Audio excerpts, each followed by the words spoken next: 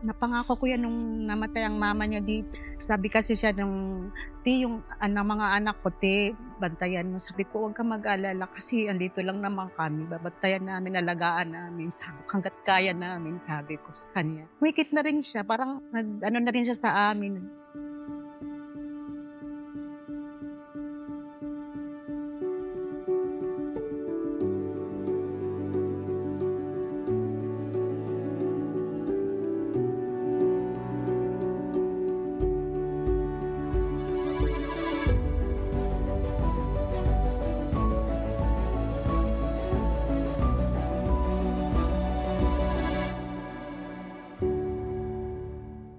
Ako po si Sheila May DC Condes, nakatira po sa Sipat, Laridel, Bulacan. 5 po kami magkakapatid, pangatlo po ako.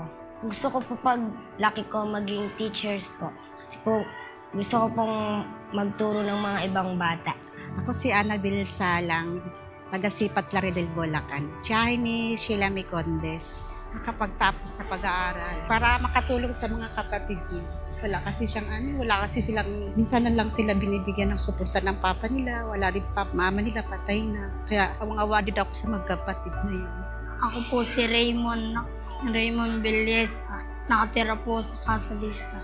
5 po kami. Pangatlo po. Gusto ko po maging paglaki ay pulis. Ako po si Arlinda Villesa, nakatira sa Casa Vista.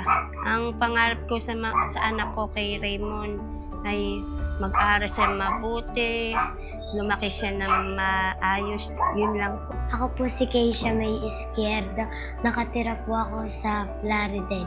Ang gusto ko po paglaki ko, teacher, para po yung mga hindi marunong magbasa maturuan ko. Ako po si Nelson Izquierdo, taga Sipat, Laridel, Bulacan. Siyempre, katulad po ng ibang magulang, makapagtapos po sila ng pag-aaral, magkaroon ng magandang trabaho. Ano ang wish mo na gusto mong matupad? Sana po wala pong sakit na mangyari sa pamilya. Ang wish ko po sana wala pong sakit yung mga magulang ko. Yung papa ko po, may po siya, cancer po. Sana po gumaling na po siya. Paano mo natutunang akuin ang responsibilidad bilang tumatayong magulang sa kanya? Napangako ko yan nung namatay ang mama niya dito. Dito kasi siya ng buhay ng mama namatay. Sabi kasi siya nung, "Ti, yung mga anak ko, ti, bantayan mo." Sabi ko, "Huwag kang mag-alala kasi andito lang naman kami. Babantayan namin, alagaan namin hangga't kaya namin," sabi ko sa kanya. Yun lang, dun lang siya din namatay. Humikit na rin siya, parang na siya. Na rin siya sa amin. Paano ka nagpapatuloy sa buhay sa gitna ng pagsubok na pinagdadaanan mo? Kapit lang sa Panginoon. Ano po, iniisip ko lang po yung mga anak ko. Iniisip ko lang po yung mga kailangan kong gawin para araw-araw makasurvive. Sino ang inspirasyon mo sa buhay? Ang inspirasyon ko po sa buhay si Papa dahil po ilaalagaan po kami. Ang aking inspirasyon sa buhay ko ang aking pamilya dahil sila ang aking mga mahal. Ano ang pinaka-proud moment mo sa anak mo? Mabait po siya, matulungin, maalaga sa mga kapatid. Lagi niya ako tinutulungan. Tsaka hindi siya palaaway. Mabait siyang bata.